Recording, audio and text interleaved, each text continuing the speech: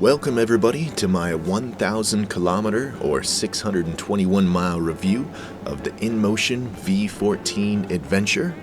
For those of you that don't know, this is an electric unicycle, or EUC for short. Over the last 8 weeks, I've taken this thing over pretty much every type of terrain you can imagine aside from deep snow. I've taken it on pavement, dirt, single track, double track, some little jumps and drops. I've taken it in the rain in some pretty wet and muddy conditions.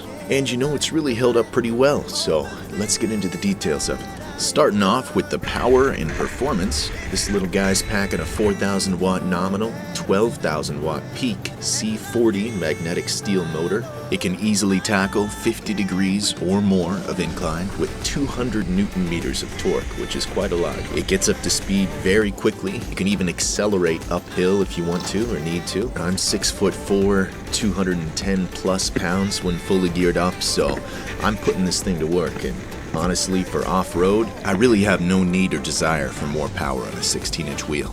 I even took this thing out with my 50-pound overnight backpacking pack on, which puts my overall weight over 260 pounds or 117 kilograms, and I was able to go up some pretty gnarly off-road hills and inclines without issue. You'll run out of grip long before this thing runs out of torque. I will say though, if the majority of your riding is high-speed pavement over 40 miles an hour, this probably isn't the best choice for you. It tops out at 43.5 miles per hour. It's limited in the app. I don't know if they'll update it to allow more speed in the future, but for my uses, 43 miles an hour is plenty fast for a unicycle. And really, geared up or not, I wouldn't want to wreck going anywhere near the top speed of this thing. The only thing lacking in performance is with the 50 GB battery cells, which I have in my version here. There's a very noticeable drop in torque once you drop below about 60% battery. It's not terrible, but if you're trying to do hard accelerations at those lower battery levels, she'll beep at you and tilt back. I think this would be completely solved by buying the 50S version with the high performance cells if you're wanting to push this thing hard all the way down to those lower battery levels. So moving on to suspension and tire, the V14's rocking a Fast Ace progressive shock on the back of the wheel with 85 millimeters of travel. It has 17 levels of compression adjustment, 8 levels of rebound adjustment, and also an adjustable preload, which I haven't touched yet. The max rider weight is 308 pounds. If you have your suspension tuned properly, it really works quite well on-road and off-road. It does make some occasional clunks and strange noises, but it really does smooth out terrain pretty well. Honestly, the suspension is dual sport, jack of all trades type feel. It works good on-road, off-road, but I wouldn't call it excellent at either one. You can swap out the rear suspension with a high-end mountain bike shock if you want to, and that might be a good option for those of you wanting to do jumps and crazy off-road stuff. At that point though, it probably makes more sense to go with something like the Extreme that has 150 millimeters of suspension travel. So the tire included on the V14 is a dual sport tire. I would estimate it's about a 60% off-road, 40% on-road balance. I run mine at about 30 to 32 PSI, and that seems to be the sweet spot. Overall, it rides smooth on-road, off-road. You can carve with it pretty nicely, and it handles the wet and mud fairly well. The V14 has a swappable 2400 watt-hour battery with GB cells in this version at least. Smart BMS, individual cell monitoring. It really ticks all the boxes for technology and safety, so I've been happy with it so far, and I think most other people will too.